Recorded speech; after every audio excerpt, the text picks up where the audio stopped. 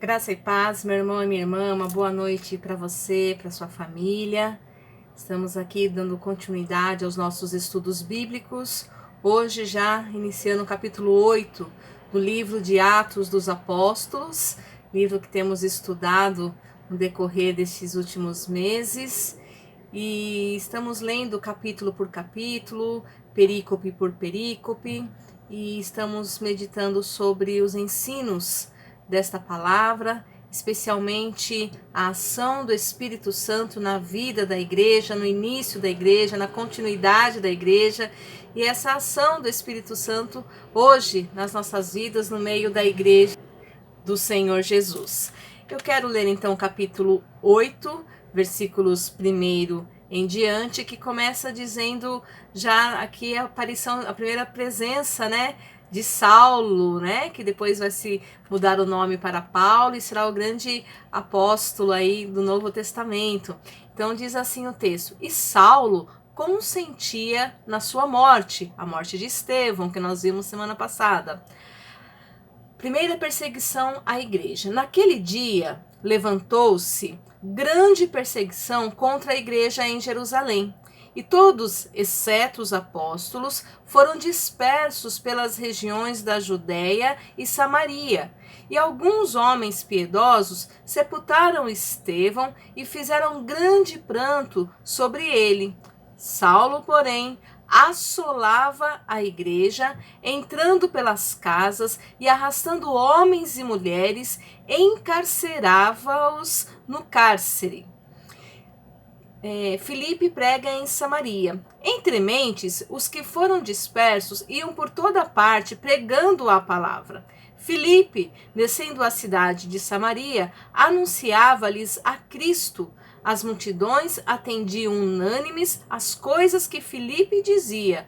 Ouvindo-as e vendo os sinais que ele operava, pois os espíritos imundos de muitos possessos saíram gritando em alta voz. E muitos paralíticos e coxos foram curados, e houve grande alegria naquele dia. Amém. Vamos ter uma palavra de oração? Pai de amor, graças te damos nesta noite pela alegria e privilégio que temos de estar na tua presença, poder te adorar, te louvar, glorificar e bendizer o teu santo nome. Pai, aqui estamos diante da tua palavra, clamamos ao teu Espírito Santo que fale às nossas mentes, aos nossos corações. Orienta-nos, ó Pai, ensina-nos, exorta-nos, encoraja, nos alimenta a nossa fé, nos dê, ó Deus, condições de não sermos apenas ouvintes, mas praticantes da Tua palavra. Fala conosco, ó Deus, em nome de Jesus nós oramos e te agradecendo, pedindo a Tua misericórdia. Amém. Amém. Meu irmão e minha irmã, nós vemos o texto que acabamos de ler, o momento em que Saulo surge na história da igreja. Saulo, ele estava ali do lado, assistindo, aquele apedrejamento que estava acontecendo contra a vida de Estevão.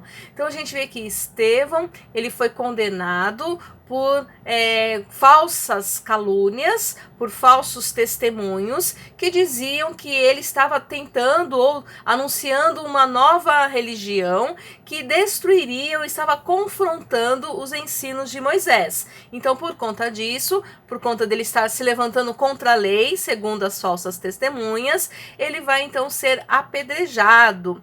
E o texto mostra para nós que Paulo consentia, que Saulo, consentia nisso, o texto diz para nós que as pessoas, para poder arremessar as pedras, tiravam as suas capas, tiravam um pouco das suas roupas para terem mais mobilidade, para poder pegar uma pedra e lançar essa pedra. E Saulo estava ali recebendo isso, ele estava ali ajudando, dando um apoio, vamos dizer que ele estava dando suporte para aquelas pessoas poderem anunciar, apedrejar o Estevão. Está lá no versículo de número 58, do capítulo 7, Paulo estava ali, as pessoas colocavam a sua capa, a sua túnica, a sua roupa ali nos pés de Saulo para poder apedrejar o Estevão. E aí, Saulo consentia. Nós aqui na nossa cultura brasileira, a gente tem uma frase utilizando essa palavra que é a seguinte: quem cala consente, não é isso? Quer dizer, se não falou nada é porque está de acordo com aquilo que está acontecendo. E o texto ele é muito claro para nós, porque ele vai dizer exatamente isso. Paulo consentia na sua morte. De alguma forma, Paulo ele estava ali, neste momento, na esperança, né, de que ele fosse mesmo destruído, né? Saulo estava olhando. A gente vê que Saulo, ele ficou ali olhando, assistindo aquilo que estava acontecendo, né? Ele não participa atacando uma pedra, mas ele dá ali um suporte, um apoio, né, para quem estava fazendo aquela atitude. Sem dúvida, né, o testemunho destemido de Estevão teve uma influência na vida de Saulo. Eu fico imaginando assim que aquela imagem da morte de Estevão, aquele momento em que ele estava ali orando ao Senhor, de joelhos, aquela imagem ele deve ter mexido com Saulo, né? De alguma forma aquilo não saiu da sua mente, né? Ele ficou com aquela lembrança daquela imagem do Estevão ali, né? Mas também isso resultou num conflito interior, né? E agora, o que eu faço da minha vida? Mas Saulo continuou por um tempo, ele continua perseguindo a igreja, e a impressão que nós temos é que aquilo deu mais revolta nele, né? Ele ficou mais irado com aquilo, porque o texto diz para nós que ele começa então a perseguir e ele entra nas casas das pessoas, quer dizer, ele está tão irado que ele não está só pegando aqueles que estão na rua, né? Mas aumenta a amargura que ele tem, a ira que ele tem contra os cristãos, e a perseguição então ela vai ser intensificada. Os cristãos vão ser perseguidos e vão acabar se dispersando, né? O texto diz para nós que naquele dia, o dia do apedrejamento de Estevão, marcou o início da perseguição organizada contra a igreja. Depois de não poupar esforços para matar o diácono, a liderança judaica concentrou a sua raiva nos cristãos, né? Começou a ir na casa das pessoas: vamos entrar, vamos destruir, vamos matar, né? A gente tem que acabar com esse povo, né? E o texto mostra para nós que eles vão ser dispersos, menos os apóstolos. Os apóstolos permanecem em Jerusalém, e essa permanência neles, né, seria de alguma forma assim: por que eles permaneceram e o restante do povo foi? Alguns estudiosos defendem a tese de que era uma forma de defender, de não entrar em conflito direto com a liderança do cristianismo, até porque para não causar ali um tumulto no meio do povo, para o povo não se rebelar. Então, mais ou menos, eles foram pegando as pessoas menores, né? Ao invés de eles chegarem direto nos chefões, né? Nas autoridades, eles chegaram pela beira, né? Eles foram pela beirada, assim, pegando as pessoas as mais simples, as mais humildes, talvez as que tivessem menos condições de defender aquela fé, talvez as que tivessem menos condições de responder contra aquilo que estava acontecendo ou de se defenderem. Por isso essas pessoas foram ali sendo presas, foram sendo encarceradas, né? O texto também mostra para nós que quando eles se dispersam, né, também havia ali homens piedosos, e grande pranto foi feito pela vida do Estevão, né? E a gente pensa assim: também foi necessária ali muita coragem, talvez até por ver quem estava ali chorando a morte de Estevão, foi uma forma de até identificar ainda mais quem eram os cristãos, porque haviam pessoas que estavam ali chorando a morte de Estevão, né? Então havia já essa prática, né? Essa prática judaica de chorar os enfermos, aliás, de chorar os mortos, de prantear os mortos. Então ali havia um grupo de pessoas, o texto diz para nós que havia ali um grupo de pessoas piedosas, homens piedosos, que sepultaram Estevão e fizeram um grande pranto pela vida de Estevão, tá certo? Mas Saulo continuava ali assolando, né? Ele estava devastando o povo e entrando de casa em casa. E agora? O que fazer, né? Os cristãos foram dispersos. Existe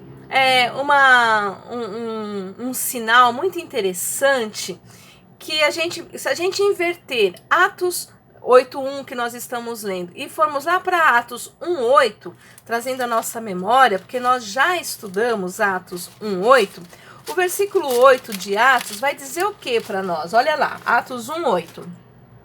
Mas recebereis poder ao descer sobre vós o Espírito Santo e sereis minhas testemunhas, tanto em Jerusalém e como em toda a Judéia e Samaria e até os confins da terra. Então veja, meu irmão e minha irmã, que havia uma ordem expressa do Senhor para que a igreja se comportasse a partir daquele momento, que era para eles ficarem em Jerusalém, para serem revestidos do Espírito Santo, e a partir deste momento, então, sair e anunciar o Evangelho em toda a Judéia, Samaria e confins do mundo.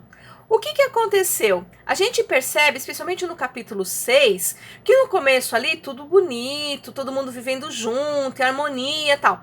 Só que qual é o perigo da igreja? A igreja corre o perigo de se acostumar com essa vida tranquila. Ah, vamos nos acostumar, tão bom. A gente está aqui na igreja, a gente faz encontro de casais, a gente faz programação para as crianças, a gente tem encontro de grupos, a gente louva, a gente adora. Que coisa linda estarmos aqui na igreja. E é maravilhoso, assim é para ser a igreja do Senhor, né? Corpo de Cristo. É para ser essa igreja maravilhosa, essa igreja que é a comunhão. Isso é a comunhão mesmo do corpo de Cristo. Nós devemos viver assim. O que nós não podemos é nos acostumar com essa vida tranquila, é nos acostumar com essa vida onde está tudo certinho, tudo caminhando bem.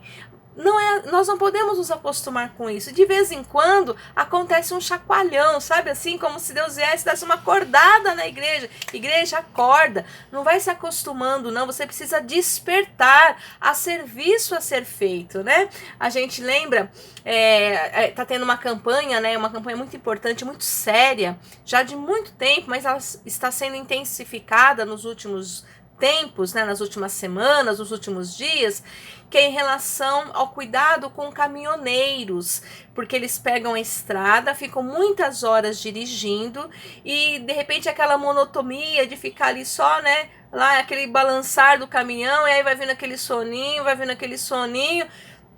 e muitos têm causado acidente, têm sofrido acidente, tem perdido a vida, tem colocado a vida de outras pessoas em jogo, porque vai se acostumando com aquela calmaria e vai pegando no sono. Junta-se ao cansaço, junta-se a vontade de chegar logo em casa, enfim, vários fatores, mas que acabam adormecendo e causam acidentes.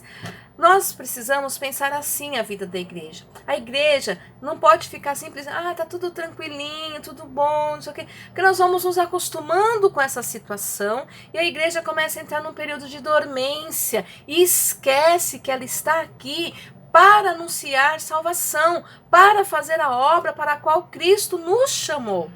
E o que estava acontecendo? O povo estava ali vivendo na igreja, ia na igreja todo dia, orava todo dia, partia o pão de casa em casa. Era uma vida abençoada, feliz, era a comunhão da igreja, que coisa linda.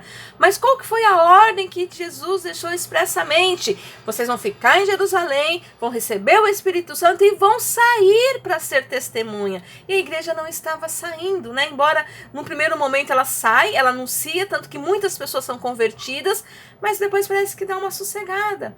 E aí tem esse chacoalhão agora, né? Estevão, ele vai morrer, a igreja vai ter uma perseguição, né, contra a igreja, né? Ela vai sentir essa perseguição contra ela e a igreja vai dispersar, as pessoas vão ter que sair. E Samaria, que foi ali, né, o primeiro, né, fora Jerusalém, o primeiro nome, né, que era para eles alcançarem, o primeiro povo que era para eles alcançarem, vai ser alcançado neste momento de perseguição. E é interessante que ela não vai ser alcançada, né, Samaria, pelos apóstolos, mas agora pela vida de Filipe. E Filipe, a gente vai se lembrar, ele foi um dos diáconos junto com Estevão. Então Estevão foi morto, Filipe, ele vai para Samaria, ele começa a pregar em Samaria. E aí nós vamos ver o que nesse sentido? Que às vezes a gente fica esperando que o líder do ministério faça a obra. Às vezes a gente está esperando que a pastora ou o pastor façam a obra. Às vezes nós estamos esperando que o evangelista ou a evangelista faça a obra e anuncie a salvação. Só que aqui nós estamos vendo que a obra é para todo cristão, é para toda cristã. Cabe sobre nós todos e todas a responsabilidade de anunciarmos o evangelho, de proclamarmos a salvação. A gente vai ver que o Filipe, ele tinha uma tarefa específica. A tarefa dele não era de pregar, a tarefa dele era de servir as mesas, de servir as viúvas helenistas que estavam sendo esquecidas. Então ele foi consagrado para aquilo. Mas agora, cheio do Espírito Santo, ele não só faz aquilo, mas ele também testemunha o poder de Jesus, né? Ele vai cheio do poder do Espírito Santo para Samaria. Os samaritanos não se davam com os judeus. Então vamos lá. Quando Israel foi invadido pelas tropas assírias, né, quando eles foram lá subjugados, qual era a estratégia, né, dos reis para não dar força para o povo se reerguer? Eles dispersavam o povo, eles pegavam o povo daquela terra. Então vamos pensar assim, entraram em Israel, vamos tirar daqui as lideranças, as pessoas, as elites, né? As pessoas estudadas, as lideranças, vamos tirar daqui, porque daí o povo fica meio sem a liderança, o povo fica meio perdido, então eles não vão ter condições de se reerguer para conquistar a sua terra novamente. Então a gente tira essa liderança. A gente lembra que Daniel, que era uma pessoa, que era um menino inteligente, os seus amigos, porque eles eram as pessoas cultas, as pessoas inteligentes, foram tiradas e levadas cativas. Então quem fica na terra? As pessoas que tinham menos condições de organizar ali uma revolta, uma revolução, uma reconquista da terra. E para complicar ainda mais, eles colocavam estrangeiros ali. E esses estrangeiros, então, se misturavam com o povo. Então, o povo de Israel, a elite foi tirada, as pessoas líderes foram tiradas, foi colocado ali estrangeiros no lugar, e aí cresceu um povo misturado. Um povo totalmente misturado. E aí essa mistura, o problema não é misturar, o problema da mistura qual era? Mistura nas regras, mistura na forma de religiosidade, na forma cultural. Então acabavam que se deixavam de seguir exclusivamente a lei da Torá, deixaram de servir exclusivamente a Deus, serviram a outros deuses porque os estrangeiros traziam. Então essa mistura tudo formou o povo samaritano. Então era um povo formado de uma mistura. E para os judeus era tipo assim, eles não são legítimos, eles são misturados. Então eles não tinham essa rincha entre eles. E só que Jesus é muito claro, ele vai dizer assim: vocês vão estar cheios do Espírito Santo para Samaria, porque Jesus, ele veio para todos os povos, todas as raças, todas as línguas, todas as nações. O estrangeiro tem lugar, né? Tem lugar no reino de Deus, a viúva tem lugar, o órfão tem lugar, o pobre tem lugar. O reino de Deus é para todas as pessoas. E esse foi o ensinamento que Jesus deixou. E a igreja estava meio que se acostumando ali só com seu grupinho, com a sua turma, e estava deixando de fazer aquilo que precisava ser feito. E aí então vem esse chacoalhão na igreja, Estevão é morto, Saulo começa a grande perseguição contra a igreja.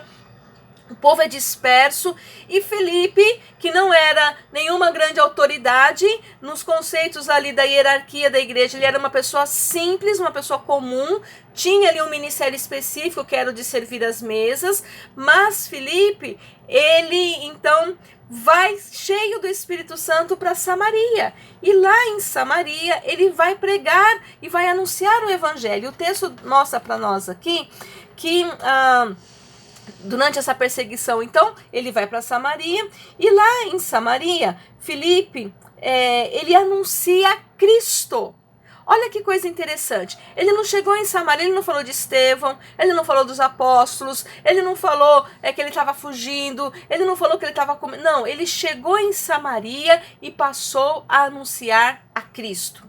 Eu poderia dizer assim que lá em Samaria já tinha tido uma primeira semeadura, né? A gente vai se lembrar que Jesus já havia se encontrado com a mulher samaritana, e ela já havia ali anunciado Jesus para algumas pessoas, né, naquele seu momento, e agora mais uma vez os samaritanos estão tendo a oportunidade de conhecer Jesus, de ouvir falar de Cristo. Então Felipe, ele desce para lá, anuncia a Cristo, e o texto mostra aqui para nós que a multidão, não foi apenas um pequeno grupo, não foi apenas uma turma, não foi apenas uma família, mas o texto diz para nós assim: as multidões, não é nem multidão no singular, é no plural, as multidões atendiam unânimes as coisas que Filipe dizia, ouvindo-as e vendo os sinais que ele operava. Então veja, meu irmão e minha irmã,